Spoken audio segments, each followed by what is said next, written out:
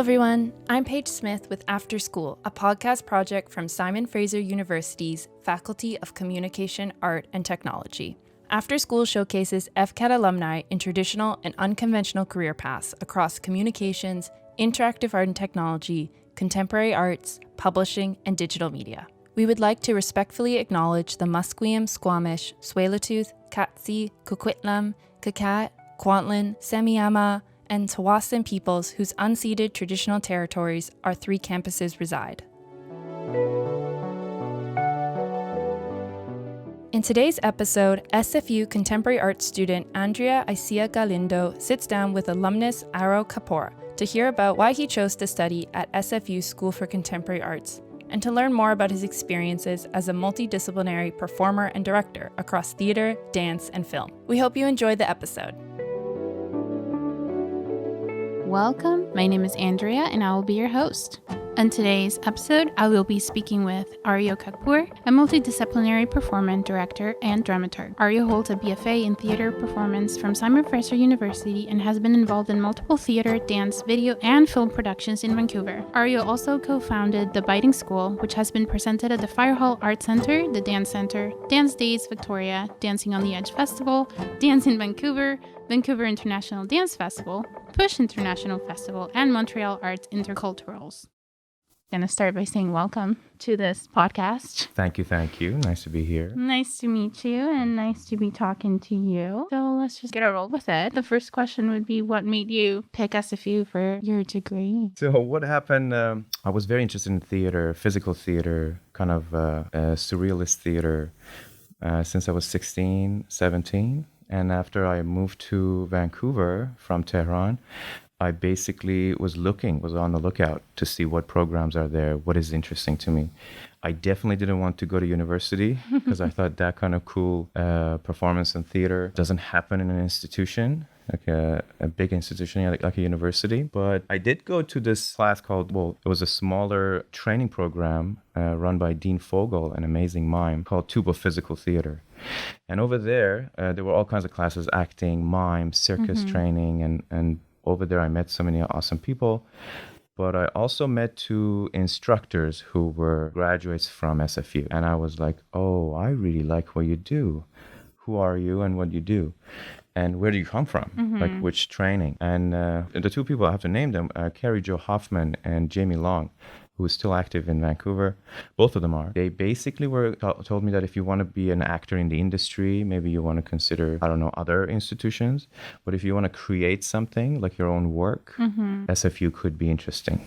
And I considered it, and I came up and auditioned, and I got into the program. I think the first time I didn't get in, or I wanted to get into the theater ensemble, but then I was put in the first year. It was interesting, yeah. I actually auditioned for other colleges and universities, but I didn't get in.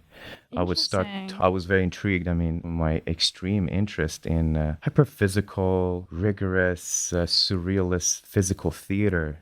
And they would be like, oh, no, this is not what we do. It seemed like I was supposed to get into a specific box, of course. Yeah. Of course, being an immigrant and speaking English as an ESL. So those were in there too. So I considered, but then I ended up here. I guess it was destiny, kind of. Yes. Yeah, I totally get that. And I think SFU is very much like make your own path. Sure. More like putting you in a box. Here they very much encourage you to do your own thing. And I find it very welcoming to like bring in new ideas and new work. So absolutely. There's a fine balance because you could have a rigid program like so many conservatories. Basically, you mold somebody into a thing that you have in mind. Or you can have hyper open programs that doesn't give you enough material. So the fine balance in between. So you want to have still some kind of structure that is fluid, that is moving around. That's what I think, at least. There's something to stand on or push against. How much you tell somebody to make art in a specific way, and how much you like, do it on your own. So that fine balance. Because let's be honest, we really respect our mentors if we like them. For sure. And then you start doing the things they do. And at some point you have to grow out of it. Yeah. So these are all like different spaces that you move through, right? or sure. I did at least. I think I did at least. Yeah. So you had that expectation of the school, but actually going through the program, was it what you expected? Yes, I would say yes. I have to again clarify that my lineage in theater, my interest in theater was, say, Antonin Artaud, Grotowski, and these people who were working on the embodied practices, more of physical theater. Another discussion that I had with the people who told me this could be for you was that the program here run by Penelope, Didi Kugler, before that I got here, Mark Diamond, and of course Stephen Hill, they were pretty physical theater. It was not like the theater of words and like, talking heads and standing and I got that. I came here and I received those conversations in addition to the intellectual conversations, but also more political discussions around playmaking in a collective way, in a non-hierarchical way, discussions on hierarchy, because traditional theater is hyper-hierarchical. You have the play that functions as the book, like the ultimate holy book, and then you have the director who kind of functions as some kind of a prophet, and then you have the actors and then the audience. So I was hoping not to be trained in not to be in a space like that. I was hoping to work in different alternative hierarchies, right? Of course. And also maybe evolving hierarchies or moving hierarchies. Power moves around as opposed to being put in a box rigidly. Totally get it. And I, as a current student as well, they encourage all the time student work, student-led work. You start in a project with a couple of people and then you have that hierarchy that you're talking about, but then you'll move on to another project and then the hierarchy will flip, people will switch roles, and it's just like trying to find that. Yes, exactly. Experience. But also, that's very potent. Sometimes people say you come to university or any kind of institution of education not to get anything, specifically get any knowledge per se, quote unquote, but to go through these experiences and learn the hard way, quote unquote, like the boot camp or something. So many people talk in those on that level. Experiencing those frictions and learning those frictions now, if not held properly by the person in power in the room, which usually becomes an instructor or the director or anybody or older person, then those frictions could actually be harmful or hyper educational, right? Like it could be the best thing, best lesson you got, or it could cause you to leave the arts. Like I've seen both. Right. It could also be both at the same time. You can be right. Could be the best lesson, life-wise, which led you to. And I'm out of here. Yeah, that's it. That's the end, right? That's true. Let's maybe talk a little bit more in the lighter conversation about any project that really impacted your career, maybe stirred it in a way that you didn't think it was gonna go. I had worked with so many awesome people and many people in SFU. I do have to acknowledge the privilege because I come in a certain body, in a certain voice, in a certain look, in certain connections. It's a huge privilege I had, and I was very lucky to work with so many amazing colleagues, ensemble members, also professors inside and outside the institution. MFA candidates, PhD candidates. It was just an awesome time. I cross-pollination, like in between disciplines. I worked in film. I actually was in the dance main stage as well. So of course I was in theater. I did so many main stages of theater, but also I was in dance, not as a dance major, not even a minor, but I did end up because I had that privilege, right? And we have to acknowledge that. So many, after that dance started, there are so many names. I won't be able to name names properly, but I do remember that I worked on different projects and then people would see me, people would talk to me about them. Because of the nature of the school, they were very experimental. I was having fun. And of course, when I'm having fun, I'm going to be the awesome performer that I can be. People see that. And they're like, oh, who are you? We should talk to you. You should work with me. And that's how it works. Trust me, I really like SFU and I really owe a lot to SFU. It's also strange to call it SFU as one entity because it's a kind of a network of so many different people who have different relationships with SFU, love-hate relationships even, right? Oh, yeah. But I do want to say hasn't been the experience of all the people and even the majority of people. This was my experience.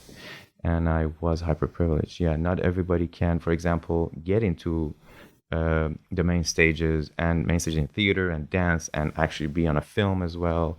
Yeah. And then, I don't know, all these discussions. Yeah. I just want to truly acknowledge that, because luck is a huge part of it. Timing is a part of it. Oh, yeah. And of course, yourself, how you move in the world, what are your interests are. That plays a role. Or maybe you can talk about the biting school and how that came to be. Biting school, yes. Yeah. Potentially, biting school had the least connection to SFU, if I may say now. But also I won't be able to say this because continuously I'm working with the people I have met in my past, which a huge number of them are SFU. Now, the Biting School is a company that I created with my brother, Arash, who's a dancer choreographer. He never went to SFU. He trained differently. And then basically it was the two of us. The start of that was this project called Cain and Abel. It was me and my brother in a kind of a physical theater piece, which so many people call dance piece. There was not a lot of text. There was no text actually at all. And we constantly kill each other as Cain and Abel over and over and again. It's a lot of sweating, a lot of falling, a lot of fighting, quite like a traditional masculine energy of violence, and having references to history of different kinds. And I actually went to so many dance festivals, but not theater festivals, because people wouldn't acknowledge it as a theater festival. It's not a theater per se. And that was the beginning of the project. And there were other people involved in that project, right? My good friend Parjad, my good friend Alex Ma, and so many other people who came on board. And that has been a tradition of Biting School. We keep having the people we like to work with. And of course, there are so many other people we want to work with. And we keep trying to figure it out that way. And that Alex did go to SFU, amazing musician. Parjad at the time, yes, PhD candidate at SFU, I think. But I know Parjad from outside. Of course, I know my brother before SFU. But I did meet Alex at SFU. So just this one example, I owe my relationship to Alex, with Alex to SFU for sure. Yeah, and so many other people, That's right? Awesome. Yeah, I actually worked at the dance center for a little bit, and I would see like Biting School all the time. And then I came to SFU, and I read that you were in theater performance. So I was like, I thought he was a dancer. Oh, so confused. Nice. Yes, right? Yes. Oh, I was confused myself because I would keep getting hired in dance, by some amazing people, but then not so much in theater. So I would go to theater projects. Again, I was lucky, but then I would be too physical. And or they would want me to speak in a specific way, which was not fitting the part or whatnot, right? Because there are different spaces, different ways of making. But I have actually, I can't tell that because I'm also interdisciplinary, multidisciplinary performer. Yes. So I do film, I do video. I am doing theater. I did theater proper. I did theater proper in Kwikwetlem in community theater there. I did the theater over there, and like all those traditional plays like Agatha Christie and stuff like that, which was really fun. We really enjoyed the people because they were doing it because they did it because they loved it so much. Everybody wanted to be there. And it was so many beautiful relationships between the people who were involved in Stage 43. You say that now you're doing video as well. And I just wanted to touch on that because we were in this pandemic. The only way to show work for the longest time was through videos and through doing that on our own. Yeah. And I think that just having those little connections of like working with people, even if you didn't quite enjoy the experience, you would learn some things through those like little projects. And then that would make you have enough information to do something on your own. Cinema for me started when theater started, when I was like 15, 16. Cool. I always loved cinema equally. I can't say equally because I did end up in theater more. Right. But I heavily followed cinema. I've always thought about it. And it's basically when the pandemic happened, it was just more availability for me to, for example, direct a piece of moving image. Because I think the politics was people who are scared that artists are gonna exit the arts, Yes. right? And performance artists like myself, right? Of course. And then they made available more budget, and of course I'm gonna make films, but I don't like to think that these are. I basically think film and video is different from from performance. Yes. So what we see so many times, I guess 90% of the moment, is documentation of performing Of arts. the work, of course. Because the language is different, the medium is different, right? People came to live performance because they wanted to do live performance. Mm-hmm. And video and film is another medium. Yes. And so many Quite people different. think they're similar. Like, actually, I like to connect it to SFU, the formation and the organism that SFU is, like how people cross-pollinate. There has been more cross-pollination, in my experience at SFU, between theater and dance than it was between theater and cinema and film. And so many people think, oh, well, you're in film. Of course, you did theater before. So, or when you do theater, you move on, you graduate, quote unquote, to cinema. Right. Which is quite simplistic and untrue.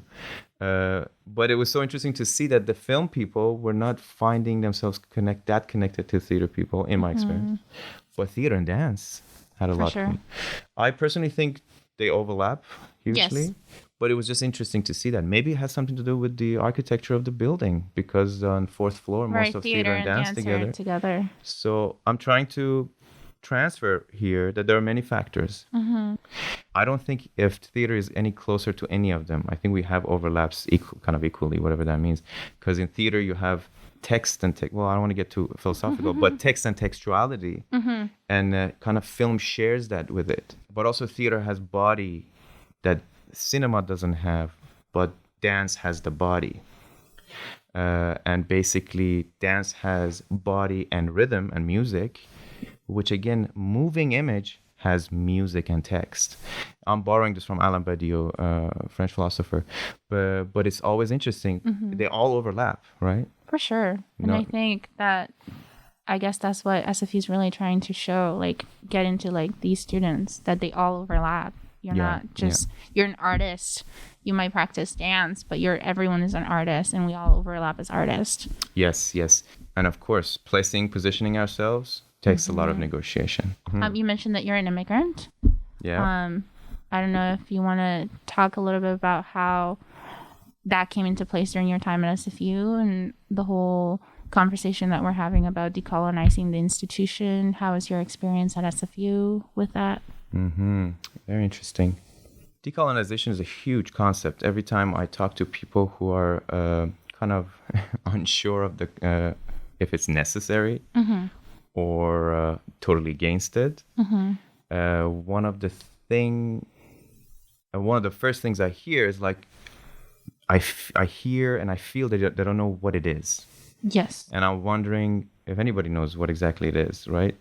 What is exact anyways?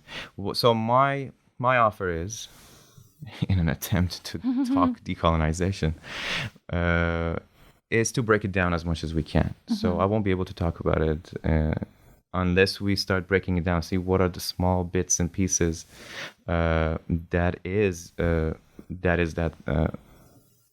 what are those small things? My first offer, actually, no, you asked me about my immigration experience. Yeah. I'm going to come back to this. But the thing is, I did feel welcome here because the ensembles that were curated and cast by the people who were letting students in, they were casting diverse, at least in my ensemble. Okay. I don't know about the other spaces, the other ensembles, but that is a welcoming gesture. That's an inclusive gesture. While there were other institutions in this Vancouver, they are doing theater, they're doing awesome theater, but they're not diverse or inclusive. I did experience those as well because they were expecting a specific part that I should fit in. So if I am a racialized person, I would only play this character. So I would never... basically in the traditional format of their theater, I would not fit in all the places. Right.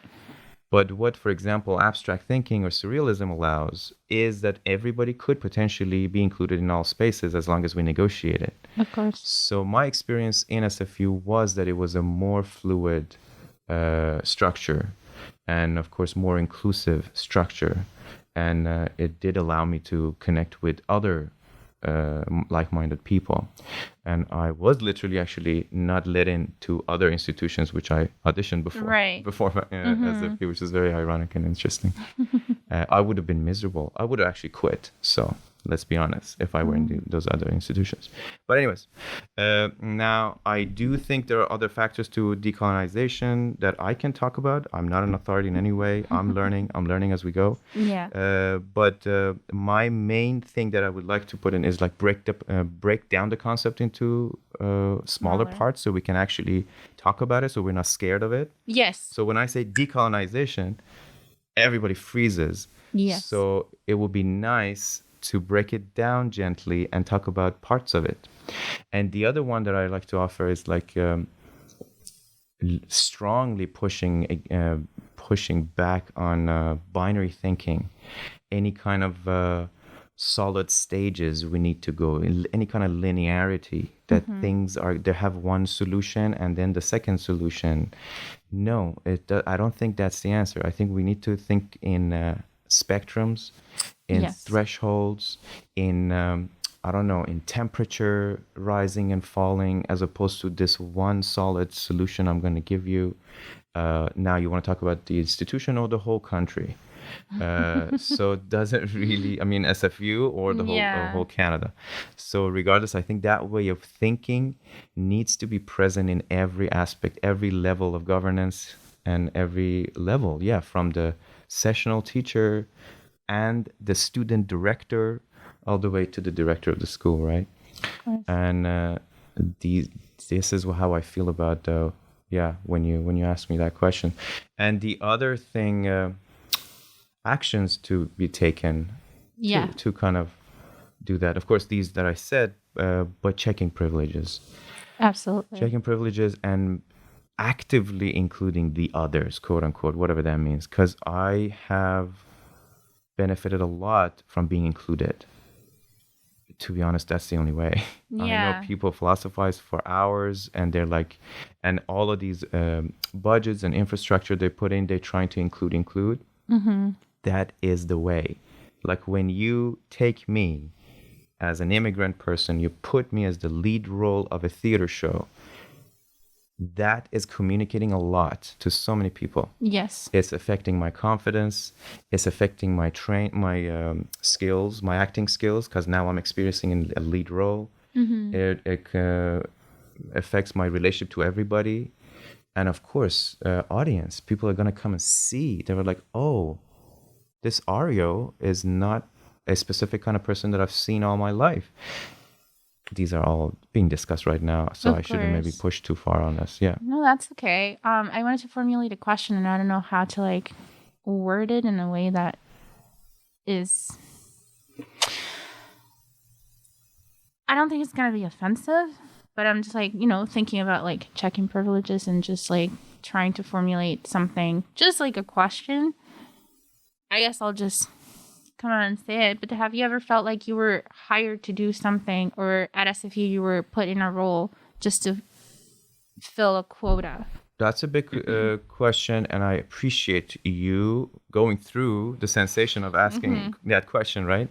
The answer, I would like to say, as a political act, the answer is always yes. Yeah. Everywhere that you have white supremacy present or patriarchy present, right?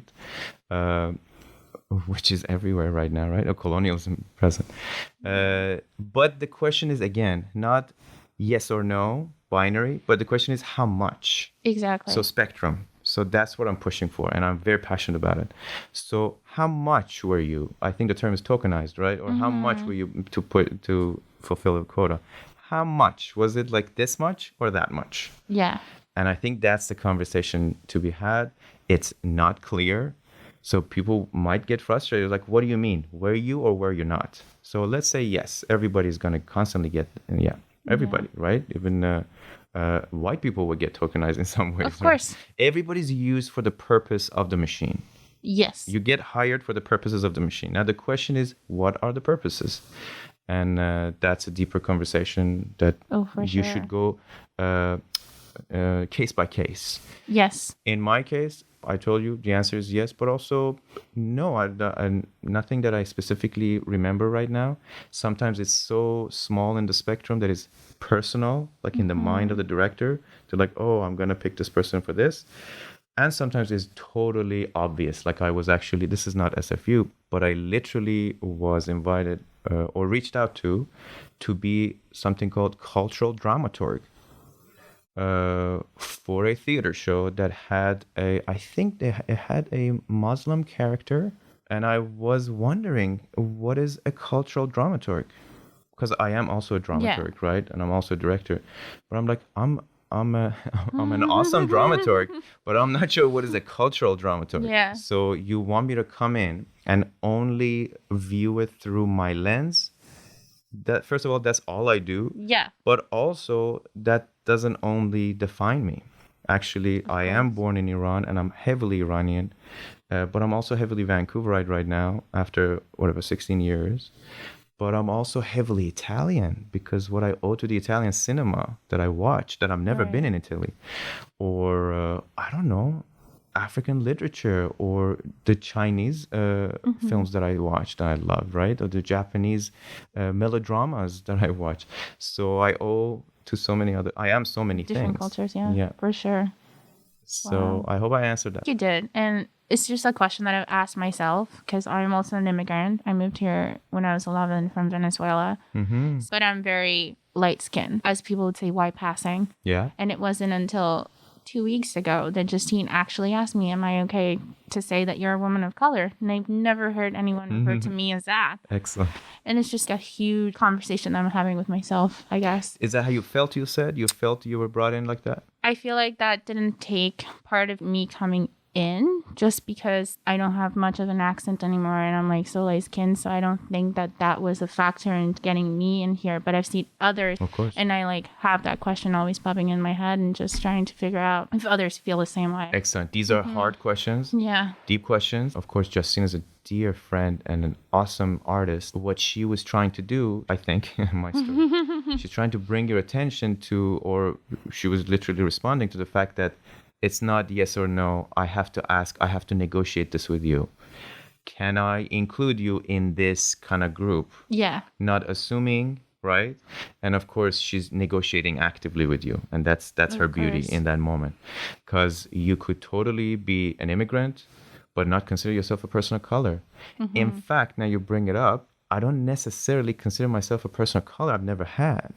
But I do consider myself an immigrant.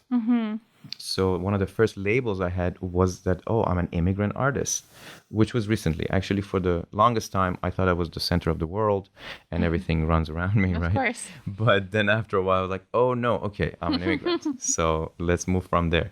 But also, I have to acknowledge I'm also a person of color when you have this level of discrimination in every spaces. But in Iran, for example, I am of the main race, quote unquote, if that exists, and I have so many privileges. Like I was never treated as the other, like never. Like I walk to any spaces, and I'm like base. I'm like this is me, and I'm supposed to be there. So that changes here, of course, right? Yeah.